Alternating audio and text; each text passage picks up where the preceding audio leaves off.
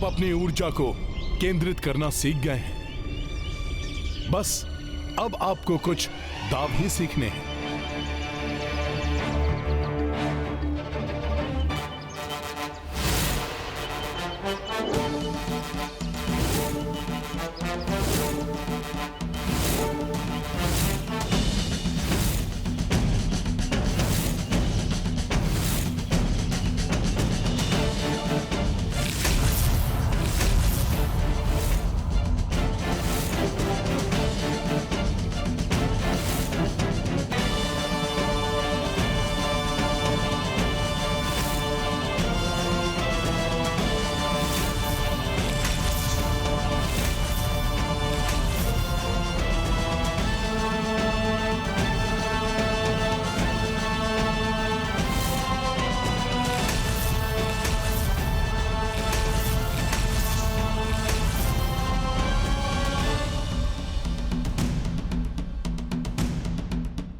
उस दुष्ट लवनासुर को परास्त करने के लिए इतना पर्याप्त है शत्रुघ्न भैया? हाँ हनुमान जी, आज हम उस दुष्ट को गिरा कर ही रहेंगे।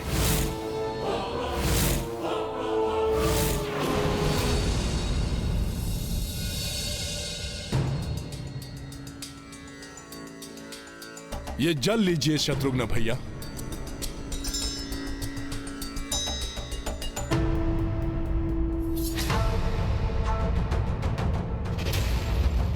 इस जल में आपको कुछ दिखाई दे रहा है क्या? हाँ हनुमान जी, मुझे लवनासुर के शूल का प्रतिबिंब दिखाई दिया। इस शूल को लेकर हमें अनेक संकेत प्राप्त हो चुके हैं। सर्वप्रथम महाराज दशरथ ने सावधान किया। आज भी वो असुर जीवित है, अपने दिव्य शूल के बल पर, अपने छल के बल पर। और अब आपने स्वयं इसका प्रतिबिंब देखा। इसका तो मात्र एक ही अर्थ है, आज रात्रि लवनासुर आप पर भी अपने शूल का वार करने वाला है। मुझे इस शूल का कोई उपाय करना होगा। आप उचित कह रहे हैं। मल्लयुद्ध में यदि मैं उसे पछाड़ने लगा तो मुझे विश्वास है कि वो अपने शूल का प्रहार मुझ पर अवश्य करेगा, जैसे उसने महाराज मंधाता पर किया था। उसे शूल का प्रयोग करने से मैं रोकूंगा। किंतु कैसे? वो तो अपने दिव्य शूल को मंदिर में छिपा कर रखता है और उसके सिवाय उस शूल को कोई उठा भी नहीं सकता। मैं कोई न कोई उपाय अवश्य ढूंढ लूंगा, किंतु उस असुर को आज रात्रि के युद्ध में उस दिव्य शूल का उपयोग कदापि नहीं करने दूंगा।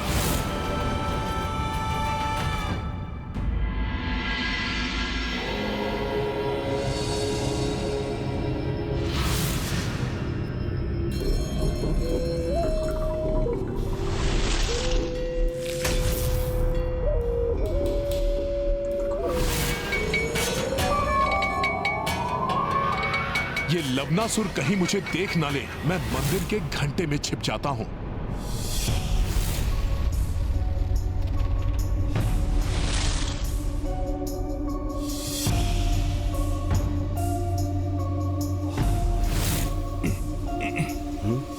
एक क्षण के लिए लगा जैसे कोई मेरा पीछा कर रहा हो।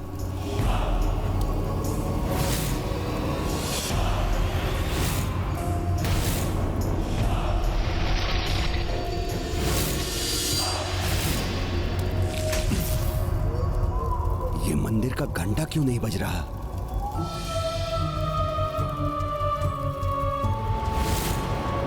ओह, तो पुरोहित जी यहीं उपस्थित हैं, ध्यान मग्न है।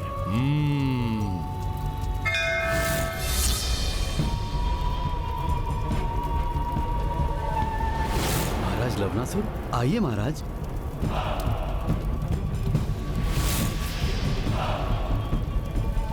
महादेव का दिव्य शूल। हाँ, मुझे त्रिलोक विजेता बनने से कोई नहीं रोक सकता। महाराज, आपका राजपुरोहित होने के नाते मेरा सुझाव है कि आज रात्रि के युद्ध में आप अपना शूल अवश्य ले जाएं, क्योंकि मुझे आभास हो रहा है कि आज आपको इसकी आवश्यकता होगी। राजपुरोहित जी, आपने तो मेरा कार्य और कठिन कर दिया। अर्थात इसके उपयोग का पुनः समय आ गया है राजपुरोहित जी। तो विधि अनुसार इसके अभिषेक के लिए मैं जल ले आता हूँ, जिससे ये शूल मेरे द्वारा इसे उठाने की अनुमति दे दे।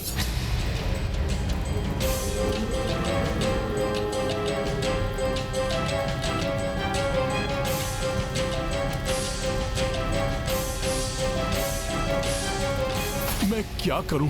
अब कैसे रोकूं इसे? आज तो शिव चौदस है, अब तो भोले बाबा ही पार लगाएंगे, किंतु कहीं ये अनुचित तो ना होगा। कभी कभी बड़े उद्देश्य को पूर्ण करने के लिए छोटी छोटी भूलों की अपेक्षा करनी पड़ती है। इन राजपुरोहित जी के कारण ही कार्य कठिनाई उत्पन्न हुई है, तो अब इनकी ही सहायता से वो दूर भी होगी।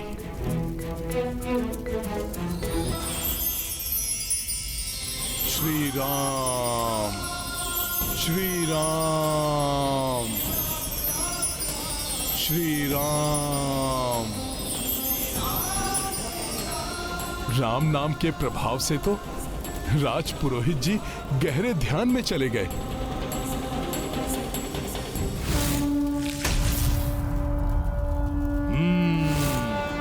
अब मैं अपनी युक्ति लगाता हूं।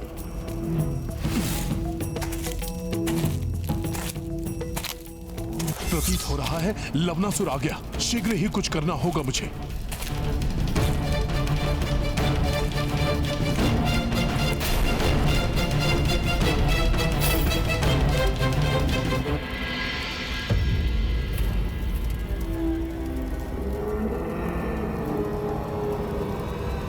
ठहरिए राजन, आज आपका इस शूल को अपने साथ ले जाना सर्वथा अनुचित होगा।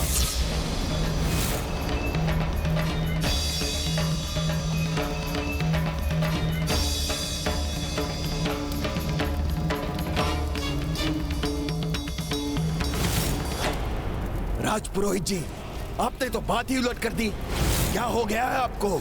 कुछ समय पूर्व ही तो आपने कहा था कि आज के युद्ध के लिए इस शूल को ले जाना उचित होगा, किंतु अब आप कह रहे हैं अनुचित है। क्यों? क्योंकि मुझे अभी अभी स्मरण हुआ कि आज शिव चौदस है। यदि आज की रात्रि किसी भी शिव अस्त्र का प्रयोग किया जाए तो वो शक्तिहीन हो जाएगा, किंतु यदि आज आप इस शिव अस्त्र को इस शिवलिंग की छत्र छाया में छोड़ देंगे तो इसकी शक्ति कई गुना बढ़ जाएगी। किंतु उस महाबलशाली योद्धा के लिए, जिसकी प्रशंसा चारों दिशाओं में गूंज रही है, यदि आज आप इस शूल को ले जाना चाहते हैं तो ले जाइए, क्योंकि अपनी रक्षा तो सर्वोपरि है ना राजन। ना तो वो शक्तिशाली है, ना बलशाली है।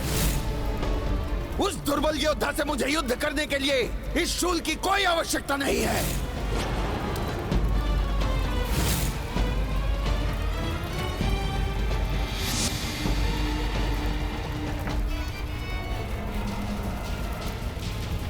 कहीं लवनासुर पंडित जी को देख न ले।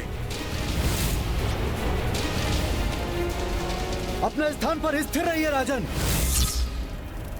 तनिक भी मत हिलिए।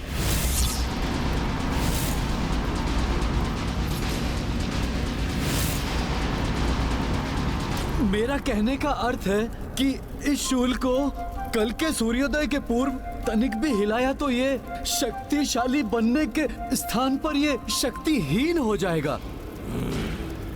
उचित है, उचित है ये। मुझे त्रिलोक विजेता बनने के लिए इस शूल की शक्ति में और वृद्धि चाहिए, और वृद्धि। रही बात उस रघुवंशी की, तो उसे तो मैं अपने इन हाथों से मसल दूंगा, इन हाथों से। तब विलंब मत कीजिए राजन, सूर्यास्त हो रहा है, शीघ्र जाइए, अन्यथा कहीं वो महाबलशाली शूरवीर सूर्यवंशी रघुवंशी ये ना समझ बैठे कि आप उससे डर गए। उसे बलशाली तो ऐसे बुला रहे हैं पुरोहित जी, जैसे ये मेरे नहीं उस रघुवंशी के पुरोहित हों। अभी ज्ञात हो जाएगा कि कौन बलशाली है और कौन बलहीन।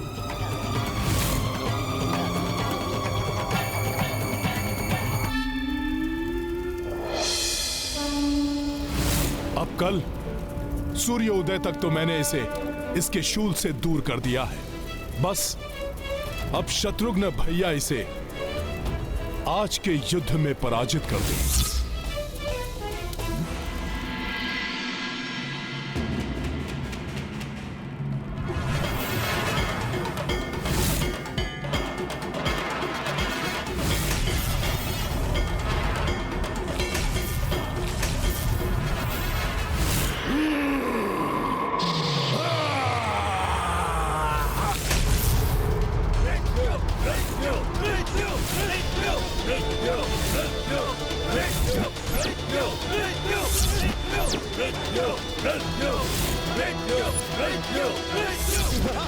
तुम्हारा अंत कर मैं शीघ्र ही अपने पूर्वज महाराज मांधाता की आत्मा को मुक्ति एवं शांति दिलाऊंगा।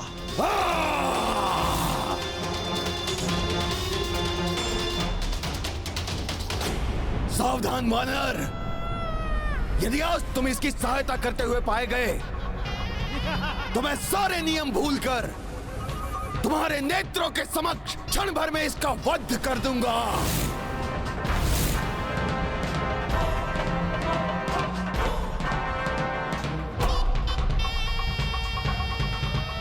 और रघुवंशी, यदि आज तू मेरा एक भी वार सह पाया तो उसे अपना सौभाग्य समझना।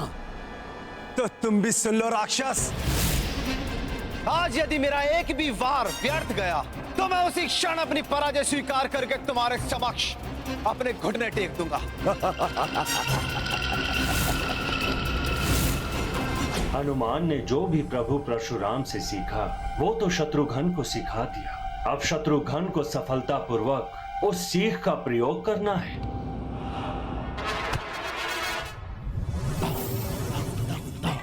रघुवंशी, मल्ल युद्ध में निपुण योद्धाओं के समान मुद्रा लेने से कुछ नहीं होता है। युद्ध में विजय प्राप्त करने के लिए युद्ध कला भी आनी चाहिए। महाराज लवनासुर की, असुर सम्राट लवनासुर की, असुर सम्राट लवनासुर की, अपराजय लवनासुर की, अपराजय लवनासुर की।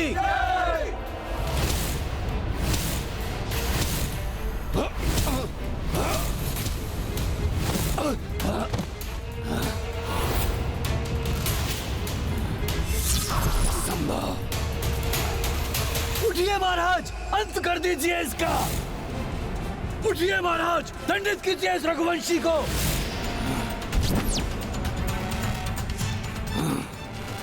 ये कैसे संभव है?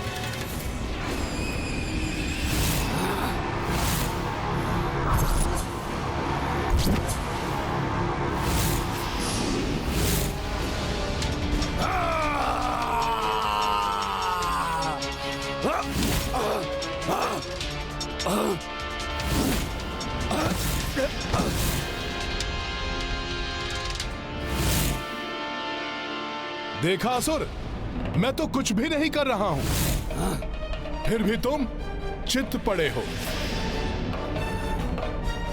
एक ही दिन में इतना पारंगत कैसे हो गया ये धर्म की शक्ति है लवनासुर, जो अधर्म का विनाश करने के लिए एक ही दिन में इतनी सशक्त हो उठी है।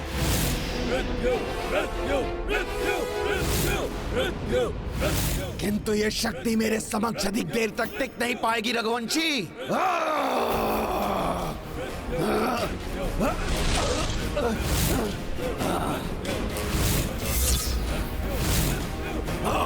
करो सामना।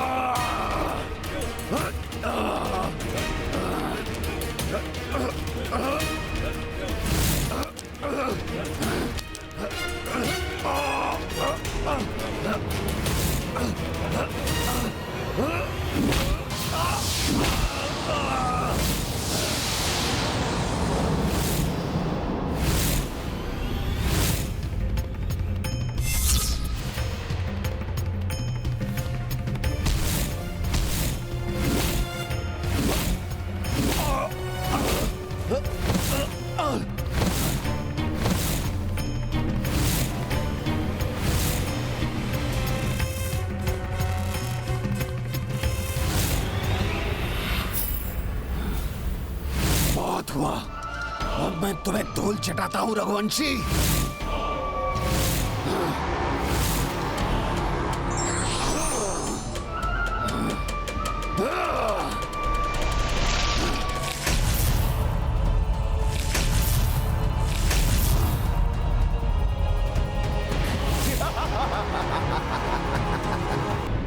इस प्रकार किसी भी वस्तु को शस्त्र बनाकर पीछे से प्रहार करना तो युद्ध के नियमों के विरुद्ध है।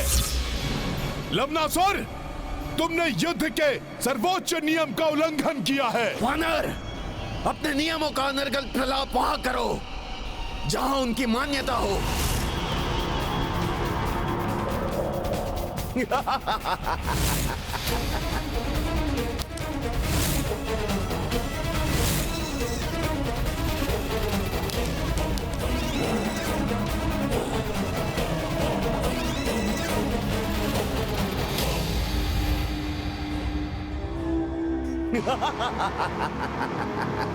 अब इस आहत अवस्था में शत्रुघ्न भैया युद्ध कैसे करेंगे?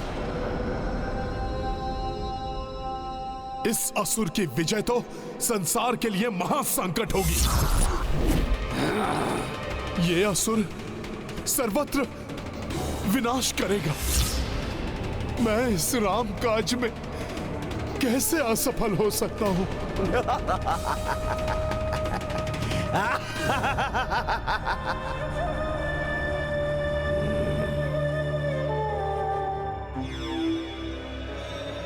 शत्रुघ्न, अश्व जब नाकारा हो जाता है तो उसकी मृत्यु ही उचित है। इसका प्रहार तो शत्रुघ्न भैया के लिए घातक सिद्ध हो सकता है।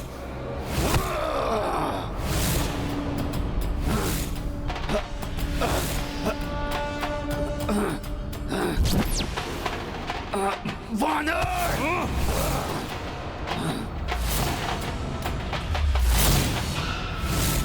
एक आहत योद्धा से युद्ध शौर्य नहीं कहलाता लवनासुर।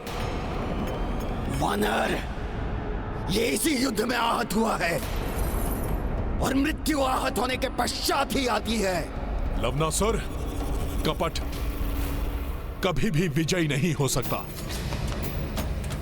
तुम्हारे असुर सैनिक भी तुम्हें देख रहे हैं। उन्हें भी ज्ञात हो गया कि तुम बल से नहीं, छल से विजय प्राप्त करने का प्रयास कर रहे हो।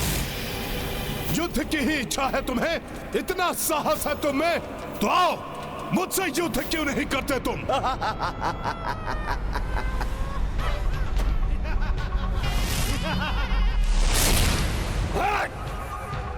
युद्ध और तुमसे? मैं एक राजा हूं, राजा, और राजा राज परिवार के योद्धाओं से ही युद्ध करता है, किसी सेवक से नहीं। सावधान राक्षस, सावधान। अपने शब्दों को सोच समझकर बोलो, कहीं ये शब्द तुम्हारे जीवन के अंतिम शब्द ना बन जाएं।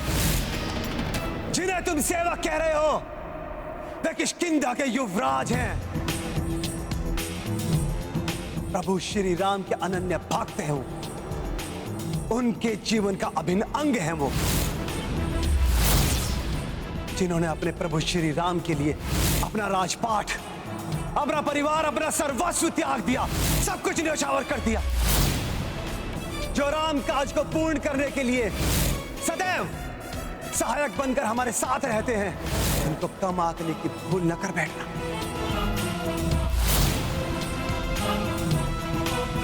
जाने दीजिए शत्रुघ्न भैया, जिसके साहस ने ही उसका साथ छोड़ दिया हो उसे और भयाक्रांत क्यों कर रहे हैं?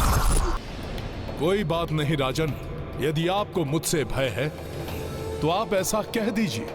मैं भी भयभीत योद्धा से युद्ध नहीं करता। मुझे युद्ध का आनंद ही नहीं आता।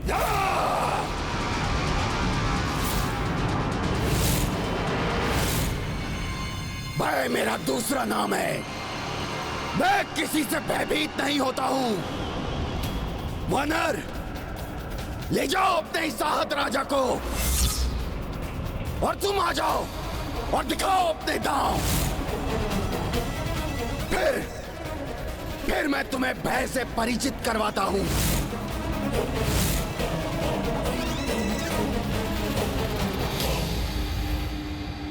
लक्ष्मण, मुझे चिंता हो रही है। शत्रुघ्न का कोई समाचार आया क्या?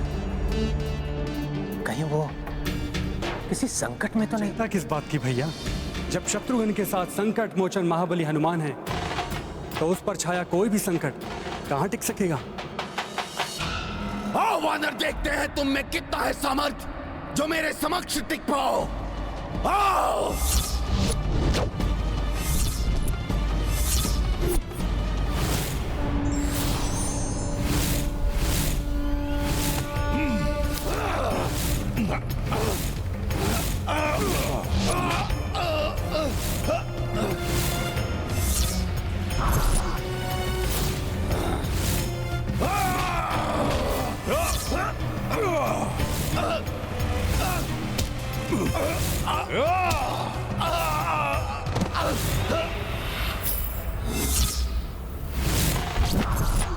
इस वानर से सावधानी पूर्वक युद्ध करना होगा।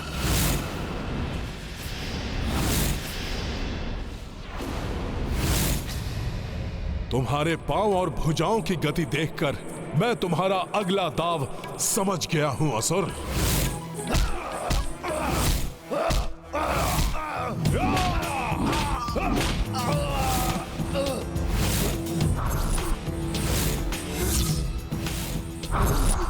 अरे, इस धूर्त वानर ने तो मेरा दांव भी विफल कर दिया। अब क्या करूं? अब जो करूंगा मैं करूंगा।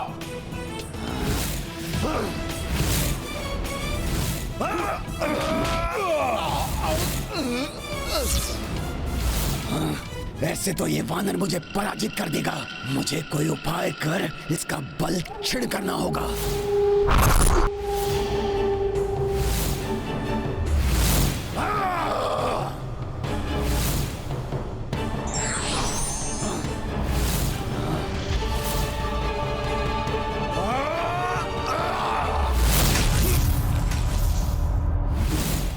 ये वानर तो अति बलिष्ठ है।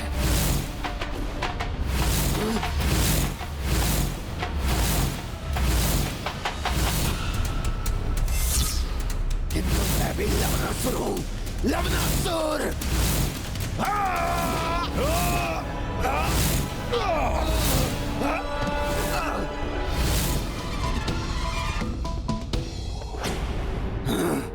और कोई उपाय नहीं है। इस पर तो मुझे अपने दिव्य शूल का ही प्रयोग करना होगा, किंतु उसे तो मैं अभी उठा नहीं सकता। सूर्योदय तक इस वानर को उलझा कर रखना होगा। क्या हुआ राजन? इस राम भक्त से युद्ध करने पर आपका साहस छिन्न भिन्न हो गया क्या? कहीं आपका मनोबल तो नहीं टूट गया? वानर, जीवन में प्रथम बार कोई योद्धा मेरे समक्ष आया है जो सामर्थ्य में मेरे समकक्ष है। तुम्हारी मल्ल युद्ध की निपुणता से मैं प्रभावित हूं वानर, किंतु ऐसा प्रतीत हो रहा है कि जैसे अभी तक हम क्रीड़ा कर रहे थे, युद्ध नहीं। किंतु अब युद्ध होगा, युद्ध।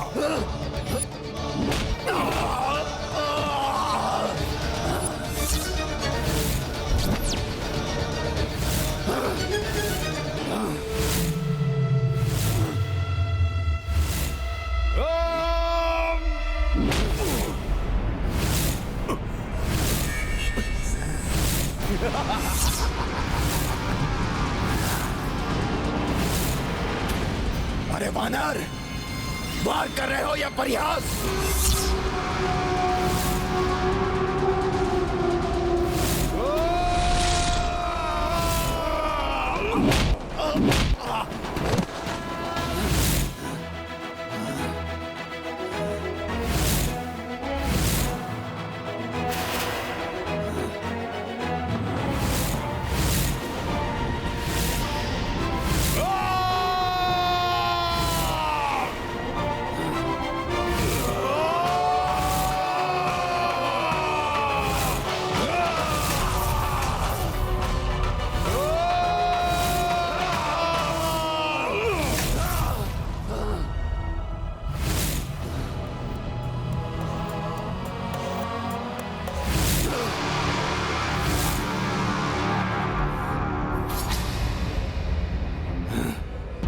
सूर्योदय होने वाला है।